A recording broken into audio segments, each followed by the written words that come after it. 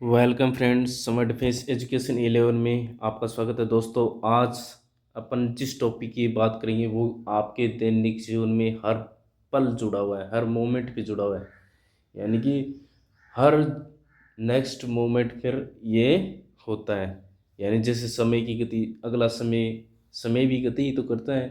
उसी प्रकार से अपन कुछ भी कर रहे हैं, हाथ हिला रहे हैं तो मूवमेंट कर रहे हैं, यानी कि कुछ ना कुछ हो रहा है।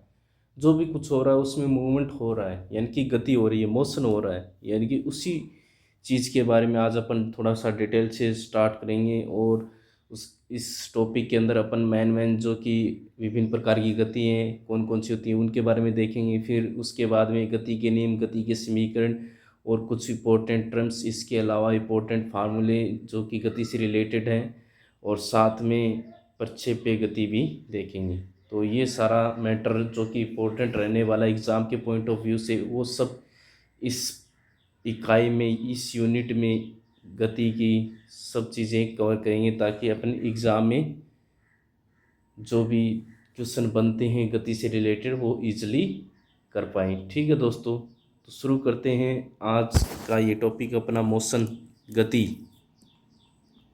ठीक है दोस्तों, गति क्या, जब किसी वस्तु में समय के साथ उसकी स्थिति में परिवर्तन होता है तो इसे गति या मोशन कहते हैं।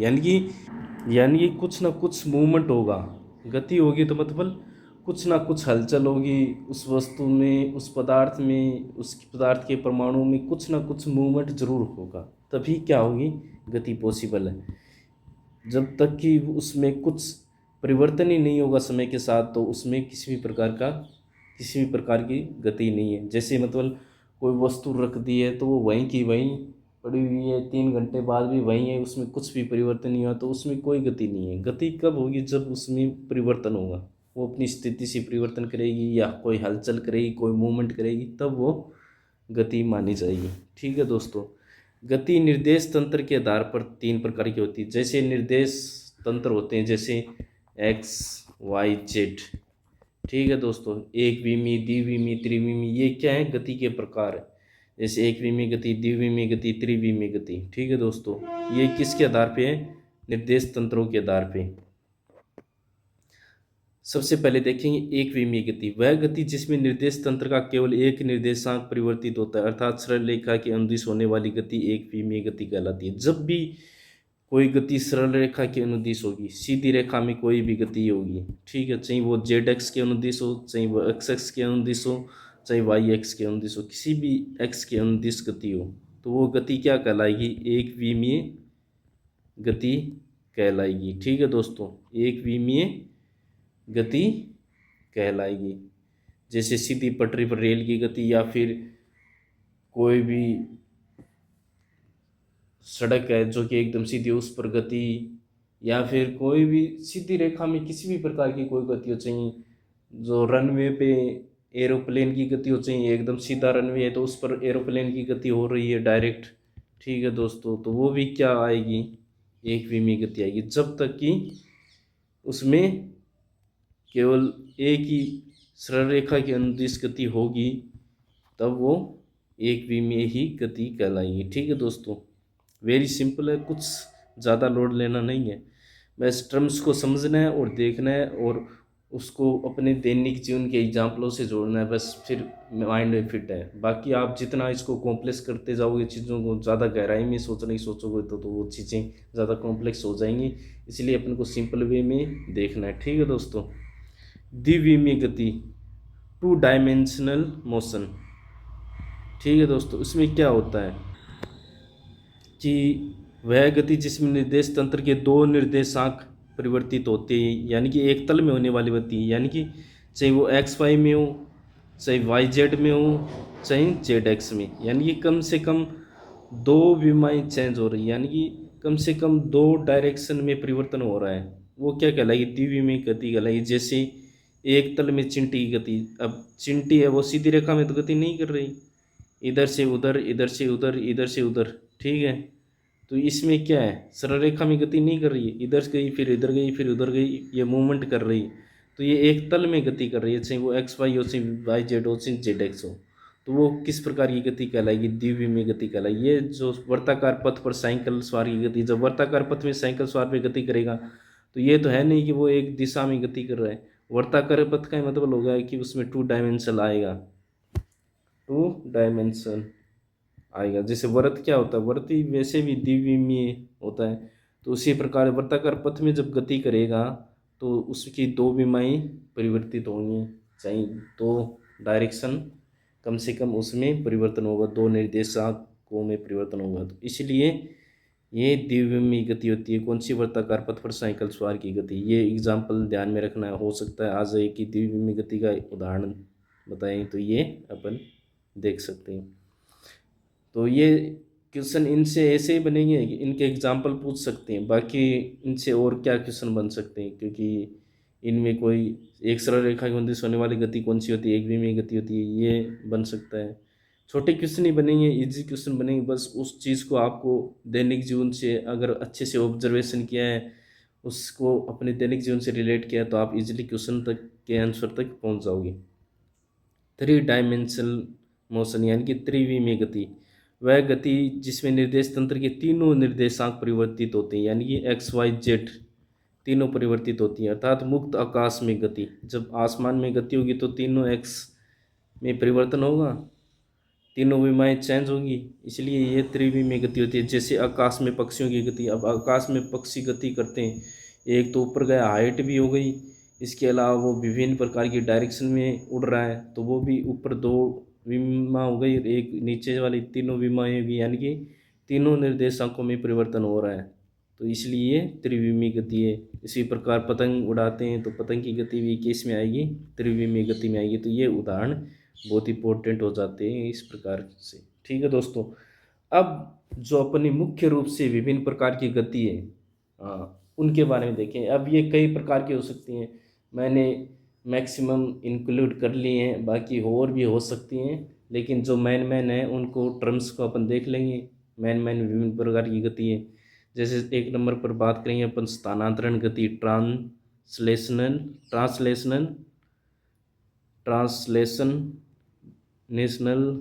मोशन। इसमें क्या होता है कि वह गति जिसमें वस्तु का स्थान समय के साथ परिवर्तित होता है, स्थानांतरण गति कहलाती है। जैसे अपन रमेश के घर से राम के घर पहुंच गए तो ये क्या हुआ? स्थान में परिवर्तन हुआ। उसी प्रकार गाड़ी से जयपुर से दिल्ली पहुंच गए या फिर पठानकोट से चंबा पहुंच गए, तो ये सब प्रकार की मूवमेंट हो रही है, यानी कि विभिन्न प्रकार के मूवमेंट हो रहे हैं अपना। ठीक है, तो वो सब क्या है? स्थान में परिवर्तन हो रहा है। तो ये स्थान में परिवर्तन ही क्या होता है? स्थानांतरण गति का एग्जाम्पल होता है। ठीक है दोस्तों, ये स्थानांतरण गति दैनिक जीवन में होने वाली सामान्य गति, जितनी भी सामान्य गति उनमें स्थान में परिवर्तन होता है। जैसे कोई वस्तु है घर में, इधर एक इस रूम में रखी है तो उससे दूसरे रूम में रखे दिया ले जाकर, तो उसकी गति तो हुई, इस वस्तु की क्या हुई? गति हुई, उसका स्थान परिवर्तन हुआ समय के साथ। तो ये भी क्या है? स्थानांतरण गति का एग्जाम्पल है। इसी प्रकार बहुत सारे एग्जाम्पल अपने दैनिक जीवन से जुड़े, जैसे घर से स्कूल जाना, स्कूल से घर से कॉलेज जाना, घर से बैंक में कुछ ज़रूरी काम हो तब जाना, ये सब क्या स्थान में परिवर्तन हो रहा है, तो ये स्थानांतरण गति की एग्जाम्पल है। यानी बहुत सारे एग्जाम्पल है स्थानांतरण गति की। ठीक है दोस्तों, इसीलिए डायरेक्टली या दैनिक जीवन में होने वाली सामान्य गतियाँ स्थानांतरण गति के अंदर आ जाती है। अब चलते हैं नेक्स्ट स्लाइड में अपन बात करेंगे सबसे पहले रेखीय गति, लीनियर मोशन।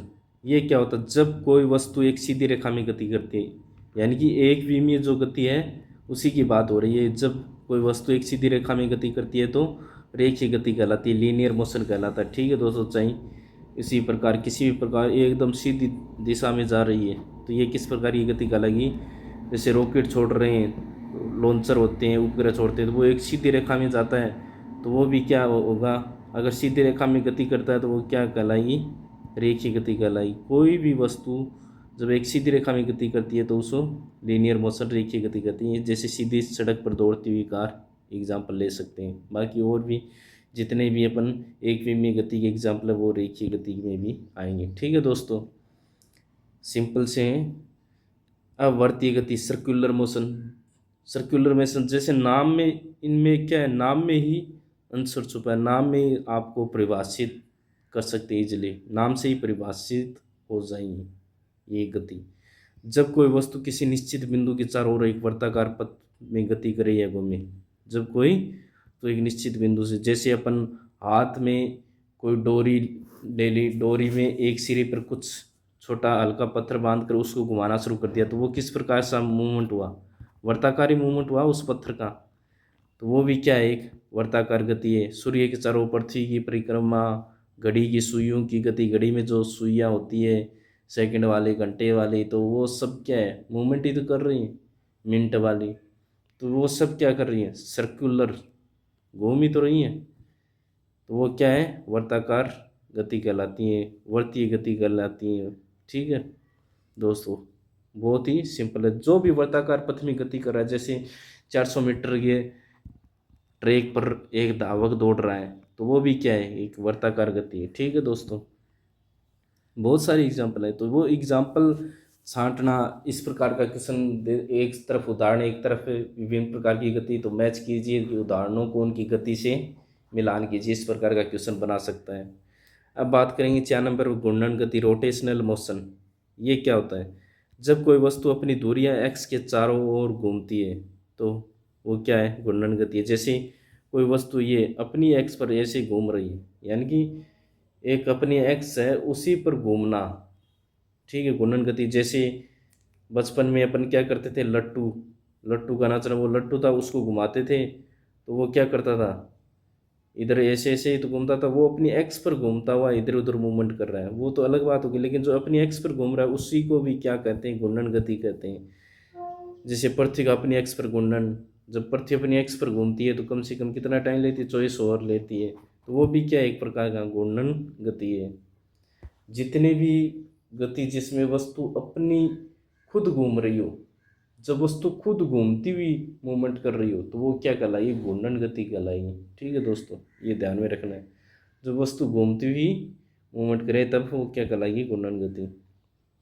दोलन गति, दोलन गति क्या है, जब कोई वस्तु एक निश्चित बिंदु के आगे पीछे या ऊपर नीचे गति करती है। जैसे ये कोई पॉइंट है, इसके यहाँ इस प्रकार सा मूवमेंट हो रहा है, या फिर ऊपर नीचे, इधर नीचे, ऊपर नीचे मूवमेंट हो रहा है, इधर उधर इधर उधर, तो ये प्रकार की किस प्रकार की गति है, दोलन गति होती है। ठीक है दोस्तों, दोलन गति के बारे में बहुत सारे पॉइंट बनते हैं, इसका अलग ही मतलब एक टॉपिक है, तो उसके बारे में अपन आगे इन फ्यूचर देखेंगे भी थोड़ा बहुत डिटेल से। लेकिन इस में अपन गति के नियम, गति के समीकरण से ही बात करेंगे। बाकी सामान्य रूप से इसको देख लेते हैं। दोलन गति, ऑसिलेटरी मोशन। जैसे दीवार की घड़ी में पेंडुलम की गति, जब पेंडुलम मतलब कोई घंटा मतलब होता है, जैसे 4 बजने पर तो पेंडुलम मूवमेंट करेगा, 5 बज गए फिर पेंडुलम मूवमेंट करेगा, तो वो क्या है, इधर उधर ही तो करता है ऐसी गति, तो वो क्या कहलाएगी, ऑसिलेटरी मोशन, दोलन गति। झूले की गति, अब मान लो कोई झूला है, ठीक है, सावन का झूला, अभी सावन आएगा तो सावन में झूलेंगे, तो सावन का झूला क्या करेगा, यहाँ से यहाँ, यहाँ से यहाँ, यहाँ से यहाँ, ये किस प्रकार का गति है, झूले की गति, दोलन गति है। अब ये मत बोल देना कि मेले में जो ये बड़ा वाला झूला होता है गोल चक्र वाला, वो दोलन गति, वो दोलन गति नहीं है, वो तो फिर वर्ताकार गति हो जाएगी। ठीक है दोस्तों, ये क्या है, झूले वाली, जो कि ऊपर नीचे आगे पीछे होने वाली गति, नीचे ऊपर नीचे ऊपर नीचे, वो तो एक डायरेक्शन में हो रही है। ठीक है दोस्तों, ठीक है, ये हो गई अपनी दोलन गति। ये सारे जितने भी गति हैं इनके एग्जाम्पल बहुत इंपॉर्टेंट है, बाकी गति की कोई परिभाषा इसमें इतना इंपॉर्टेंट नहीं रहने वाला है। आवर्त गति, पीरियोडिक मोशन, किसी वस्तु की वह गति जो वस्तु एक निश्चित समय अंतराल में के बाद वापस दोहराती है। जैसे मान लो पृथ्वी की घूर्णन गति है, अब पृथ्वी घूर्णन करती है, 24 घंटे में पहुंच गई, फिर वापस घूर्णन शुरू कर दिया, तो यानी कि एक निश्चित समय हो गया 24 ओवर, उसके बाद फिर वो वापस वही गति करती है, तो वो क्या कहलाएगी, आवर्त गति कहलाती है। वो सारी गति जिसमें एक बार निश्चित समय के बाद गति को दोहराती है। यानी दोस्तों, जितनी भी प्रकार की गति जिसमें एक निश्चित समय और उसके बाद उतने ही समय में वापस वही गति हो, तो वो क्या कहलाएगी, आवर्त गति कहलाती है। मतलब इसमें आवर्तकाल का महत्व होता है, एक निश्चित आवर्तकाल होता है, उसके बाद गति का दोहराव होता है, गति बदलती, यानी कि गति में क्या होता है, एक निश्चित समय के बाद गति होती है। जैसे मान लो चाहिए पृथ्वी 365 दिन के बाद 365 से 1/4 होता है, 1/2 दिन के बाद फिर वापस सूर्य का चक्र और चक्कर लगाती है, वो भी एक प्रकार की आवर्त गति बोल सकते हैं, क्योंकि एक निश्चित समय के बाद फिर वापस वो उसी गति को शुरू कर देती है। तो ये एक निश्चित समय के बाद, निश्चित समय अंतराल के बाद गति को दोहराना ही क्या कहलाएगी, आवर्त गति कहलाती है। ठीक है दोस्तों, बहुत सिंपल है। जिसमें आवर्तकाल हो, एक निश्चित समय हो कि इतने समय के बाद वापस वो वही गति करेगी, तो वो क्या है, आवर्त गति है। बस इतना ध्यान में रखना। अनियमित गति, रैंडम या इरेगुलर मोशन। जैसे इरेगुलर मोशन, अनियमित गति क्या होती है, रैंडम, जैसे कोई भी इधर उधर कहीं भी भटक, इधर उधर गति करना, ये क्या है, कोई पैटर्न नहीं है इसका। यानी कोई पैटर्न तो ये है, जैसे सीधी रेखा में गति कर लिया, सर्कुलर मोशन कर लिया, इधर उधर गति कर ली, ऊपर नीचे गति कर ली, ये तो क्या है, इसका एक पैटर्न हो गया, निश्चित दिशा हो गई। लेकिन इसमें क्या है, कभी इधर कभी उधर कभी उधर, फ्रीडम, एकदम फ्री रूप से कहीं भी घूम रहा है इधर उधर उधर, ये क्या है, रेंडमली मोशन। ये क्या कहलाएगी, अनियमित गति कहलाती है, जिसमें कोई निश्चित दिशा या पैटर्न नहीं होता है। जैसे गैस के अणुओं की गति, जब गैस के अणु गति करते हैं तो वो क्या करते हैं, कभी इधर करते हैं, कभी आपस में टकराते हैं, कभी उधर करते हैं, कभी इधर जाते हैं, कभी उधर जाते हैं, तो वो क्या है, एक रैंडम मोशन करते हैं विभिन्न वेगों से। ठीक है दोस्तों, तो वो क्या होती है, अनियमित गति होती है। अब लास्ट, वैसे तो बहुत प्रकार और भी हो सकते हैं गति, लेकिन अपन मेन पॉइंट है वो इतने एग्जाम के पॉइंट ऑफ व्यू से उसको देख रहे हैं। ठीक है दोस्तों, कंपन गति, वाइब्रेशनल मोशन, जब किसी पदार्थ या धातु के कण या परमाणु ऊर्जा प्राप्त करके कंपन करते हैं, यानी जब कोई पदार्थ या धातु के कण या परमाणु ऊर्जा प्राप्त करते हैं, वो कंपन करना शुरू कर देते हैं, फिर अपने नज़दीक के कण या परमाणु को ऊर्जा स्थानांतरित कर देते हैं, जिससे वे भी कंपन प्रारंभ कर देते हैं। इस प्रकार ये अपना स्थान परिवर्तन नहीं करते हैं, बल्कि स्थिति परिवर्तित करते रहते हैं। जैसे किसी धातु के छड़ से एक सिरे को गर्म करते दूसरा सिरा भी गर्म हो जाता है। ये किसके कारण होता है, कंपन गति के कारण होता है दोस्तों। 1 मिनट, इसमें थोड़ा सा, चलो ज़्यादा तो नहीं है, ये थोड़ा कट कर लेना, सिरा लिखा है, सिरा है। ठीक है दोस्तों, तो ये सब क्या है, जब मान लो ये कोई धातु की छड़ है, इसको एक सिरे को गर्म करेंगे तो जो ताप के द्वारा जो एनर्जी उत्पन्न होगी, ताप से जो एनर्जी मिलेगी यहाँ पर जो परमाणु है उसके, तो वो क्या करेंगे, अपने थोड़ा वाइब्रेशन करेंगे। वाइब्रेशन मतलब कुछ ना कुछ मूवमेंट होगा, हिलेंगे, हिलेंगे तभी तो वो क्या करेंगे, मूवमेंट करेंगे, कंपन करेंगे, तभी वो फिर जो एनर्जी प्राप्त की है वो अब अगले परमाणु या अणु को देंगे। इस प्रकार से ये लास्ट छेड़े तक, सिरे जो कि छड़ के लास्ट सिरे तक पहुंच जाएगी, इस प्रकार होती हुई, और लास्ट सिरा भी क्या हो जाता है, गर्म हो जाता है, जो किसके कारण संभव है, कंपन गति के कारण। ठीक है दोस्तों, और आज अपन ने इस वीडियो में गति के बारे में बेसिक टर्म्स और विभिन्न प्रकार की गति और निर्देशांकों के आधार पर गति, इन सब के बारे में देख लिया है, पढ़ लिया अच्छे से, और इनके एग्जाम्पल जितने अपने पास और भी होते हैं, अपने आसपास जितने आप एग्जाम्पल सोच सकते हो, माइंड में सोचने का प्रयास कीजिए दोस्तों, ताकि अपनी ये टॉपिक और अच्छे से क्लियर हो। क्योंकि यहाँ पर जो पूछे जाने के सवाल हैं वो मेनली इनके एग्जाम्पल ही पूछेगा एग्जामिनर। ठीक है दोस्तों, कि ये किस प्रकार की गति का उदाहरण है, या फिर झूले पे जो झूल रहा है वो किस प्रकार की गति का उदाहरण है। तो अपन को पता है कि ये दोलन गति का एग्जाम्पल है, ऑसिलेटरी मोशन है, एक इधर से उधर, इधर से उधर, या ऊपर नीचे गति हो रही, तो वो क्या है, ऑसिलेटरी मोशन है। तो इस प्रकार से अपन को पता होना चाहिए। ठीक है दोस्तों, तो जितने सारे अपने आसपास एग्जाम्पल हैं उन सबको सोचना है। यही आज का होमवर्क रहेगा थोड़ा, क्योंकि ये दैनिक जीवन का ही टॉपिक है, बहुत सिंपल है। इसको जितना अपनी लाइफ से जोड़ेंगे इतना इजी होता जाएगा। फिजिक्स क्या है, एक अपनी लाइफ ही है। मान लो अपनी लाइफ की जितनी भी चीज़ें हो रही है उनको फिजिक्स से जोड़ना है। क्या फिजिक्स लगती है हर चीज़ के पीछे अपनी लाइफ में जो भी है, तो वेरी बहुत सिंपल सा है सब कुछ। फिजिक्स इजी बहुत है अगर आप इसको लाइफ से जोड़ोगे। और जीवन में कभी ये मत सोचना कि मैं नहीं कर पाऊँगा, मुझसे नहीं हो रहा, ये नेगेटिविटी दूर रखना है। हमेशा पॉजिटिव सोचना है, पॉजिटिव वाइब लाओ अपने अंदर कि मैं कर सकता हूँ, मेरे अंदर पॉसिबिलिटी है, जो मेरे अंदर कैपेबिलिटी है, वो जो मैं सोच सकता हूँ वो कर भी सकता हूँ, ये मेरे अंदर कैपेबिलिटी है, मेरे अंदर योग्यता है और मैं करके दिखाऊंगा।